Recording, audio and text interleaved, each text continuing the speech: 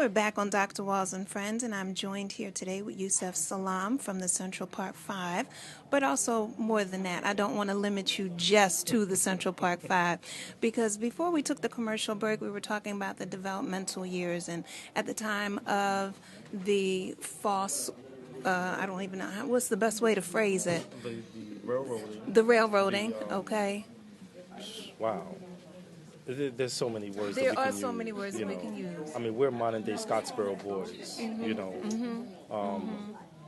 Wow. The injustice. Definitely more than an injustice. This was a travesty of justice. Yes. I think that for the most part, Mayor Koch, Mayor Koch back in 1989 said, "This is going to be." I'm paraphrasing what he said, Okay. but this is going to be a test for the city and a test for the people of the city to see how the city deals with crime like this. Right. And at one point, when they arrested us and convicted us, he says, "We got him." Mayor Koch was in the IFC cinema the week before last, I believe, Okay. watching the film. Really? And it was amazing because I came in there and we were kind of like introducing the film to the audience. Well, tell the audience about tell the audience the name of the The film. name of the film is the Central Park Five. Okay. If you want to look for it on cable, you can go to like any of the on-demand stations, and all you got to do is put in Central Park Five, and it'll come right up. Okay. So if you want to see it in your homes, you can. I believe it is in Philly at the Ritz. You can Google it. I mean, they have the time frames and stuff like Okay. that. If you put in the Central Park 5 film, All right. the information will come up and kind of like let you know locally where it's being played and stuff like that. So, we were at the cinema and introducing it to the audience, and somebody kept looking at me. I said, "Man, this guy looks familiar. That looks like Ed Koch, But of course, sometimes in New York, you're kind of like, nah, Right. look alike. Right. Sure enough, some other people were in the audience.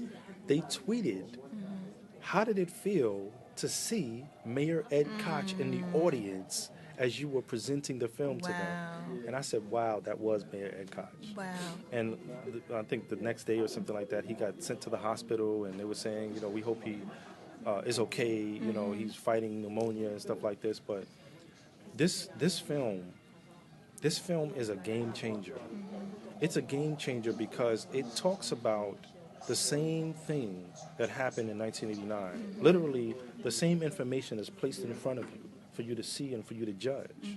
But what happens now in this film is that Yusef Salaam, Raymond Santana, Antron McCray, Corey Wise, and Kevin Richardson are also talking about and critiquing and explaining what it is that you are seeing. Okay. How were these false confessions of the four Right. made to come about? Right. Right. Every single story is different. It's not like they're saying the same thing. Right. The police are saying we did nothing wrong. So where did these false stories come from? Exactly. It was concocted. And for them to say things like now, they say, well, all we did was ask them what happened next. So that took 36 hours. Right. I can tell you for sure that when he brought Corey Wise and myself to the precinct, they took Corey into one room and myself into another, and they were beating Corey Wise up. And then they would back up and look into the room that I was in and say, "You're next." Wow. And then they would go back to beating him up. Wow. Corey made more than one false confession on video and on paper. More than one. And when I say more than one, this video was completely different than the next one that he made. Wow. Everything was like No matching data. No matching data at all. We're living in a day today of like CSI, New York, Miami, and LA. Right. All of these TV shows, they teach us that the detectives have this ability to be able to come into rooms, recreate crime scenes. They can tell you how tall an assailant was. They can tell you what arm the assailant struck the perpetrator with. Or, they can tell you all of this stuff, but yet they failed in the Central Park jogger case. They failed the city of New York. And in many ways, all of the cities in the United States have been failed because if there's one thing that's going wrong, it affects everything. And what I mean by that is the the um, the methodologies that have been used to police people in darker enclaves of society, Yes. the so-called darker enclaves, Yes. has come about as a direct result of what they did in the Central Park jogger case. goodness. So it made it okay for policies like stop and frisk to come about. It made it okay for the police officers that are patrolling your neighborhoods to say, well, it's okay to treat these animals this way because they're animals. You see? Nobody talked about the fact that my mother was teaching at Parsons University. Nobody talked about any of these things. You know, we didn't come from bad homes, but yet they made everybody believe, and it was in the papers, things like, how could you raise these animals? Right. Our family's names, phone numbers, and addresses were in the papers. Oh, wow. People were calling our families daily, if not hourly, if not every minute if they could, saying that we hope you die. My mother was just in the hospital the other day. She's fighting stage 4 cancer, you know, and she had a growth on her knee that needed to be looked at, of course. They took it out. She's in the hospital she was recovering. She gets a phone call from a phone number that she does not know. And she says, well, let me just let it go to voicemail. I'll just lay down and, you know, listen to the message later. She listens to the message, and the person says, I hope you die. Oh, my goodness. This is this year. No. This is 2013. You see, Oh, no. Martin Luther King said something to the effect, no, not Martin, it was Eugene Debs. An injustice anywhere is a threat to justice everywhere, Yes. something to that nature. Yes. I think Martin Luther King said something to the effect that when you delay justice, you deny justice. Justice delayed is justice denied. Right. So even though, I mean, we've been fighting the city of New York from 2003. 10 years now. We have not yet started our lawsuits. Wow. We've like, the papers are in, everything is in. They're still doing discovery. They haven't finished depositions. Wow. It's 10 years later. New York City's comptroller, John Liu, just the other day, I believe it was January 17th, he came out publicly and said, enough is enough. We need to compensate the Central Park 5. If you guys can't reconcile, I will provide the table for you to sit at and the legal expertise. And if you need to be there 24 hours a day, my office is open. Right. This is what he said. Okay. You see, so it's like, what's going on here? Right. Right. I mean, my mom is fighting stage 4 cancer. Right. They're hoping that we die. That's They're hoping that we give up.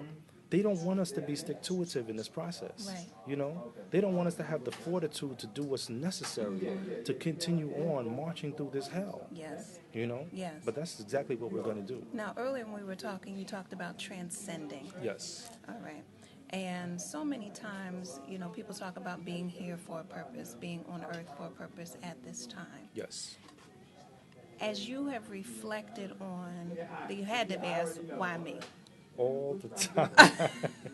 I'm going to tell you, my first experience when I got to prison, I bumped into an officer who said to me, he said something like, hey, who are you? And I was caught off guard because I had known everybody, seen the papers, and Right. I was all over the news Right. and all of that. So I kind of was like, I'm Yusef Salaam. You seen the papers and the news, you know? He said, I know who you are, but who is All Yusef right. Salaam? All right. And that literally caused me to delve into like a philosophical understanding of what is it that you go through. Some people talk about crosses that you have to bear and Yes. stuff like that. Yes. And it caused me to delve into the Bible because I found that there was a story about a man named Joseph, a Yes. prophet. It caused me to delve into the Quran. And I found that there was a story about a man named Yusuf, the same person named Joseph, a prophet. All right. And this individual was sent to prison for a crime that he did not commit. Yes. And that crime was a crime of rape. Yes. It was like Mind-blowing. mind-blowing. I couldn't figure out how to really digest that. Okay. But just the just the information Yes. of knowing that this happened before caused me to say, man, I gotta do something. I Yes. cannot let prison. People always say, do not let time do you. Right. You need to do the time. Yes. So what it is it's what you do while you're away. Yes. You can correct the wrong if you were wrong. But if you were right, you can change and continue to be more right That's right. by the books that you read, the information that you put into your head. You know, when we were in there, most of us, we were able to get our college degrees. Okay. You know, we were able to prepare ourselves for what's next. Yes. And what was next was every single door of success was going to be slammed in our faces. Okay. So we needed to be able to prepare ourselves to figure out, well, how are we going to be able to survive? You know, I was able to dive into computer technology books. Okay. You know, so right now I work in healthcare. All right. And at one point in time, before this job, I was working at New York City's #1 hospital for 5 years. Wow. The only reason why I'm not working there today is because another hospital called me and said, hey, I hear you are their administrator. All right. Can you be our administrator and we'll pay you more money? Okay. And I said, it's a no-brainer. I got a huge family. I have 5 daughters. Okay. You know, I said, hey, listen, I'll be there when you need me. Yes. You know, Yes. and the rest is history. All You right. know, but this whole thing too, it's not just about that. It's also about being able to make those connections for the young people, because Yes. young people always have this. We don't want them to be jaded Right. by what they go through. Right. We don't want young people to feel like it's common for you to, when you see the cops, for your heart to beat fast and for you to Exactly. just get up against the wall. Exactly. You know, that's Exactly. what happens all the time. Exactly. We need to know that that's not common. Right. We need to also know that, well, the police officers need to understand and know. One, most people want to be law-abiding citizens. Right. But if you treat them like animals, the result is people getting upset and angry because they know that they're not supposed to be treated like that. Exactly. You I'm know- going to pause you right there. Sure. And we're going to come back shortly to Dr. Walls and Friends.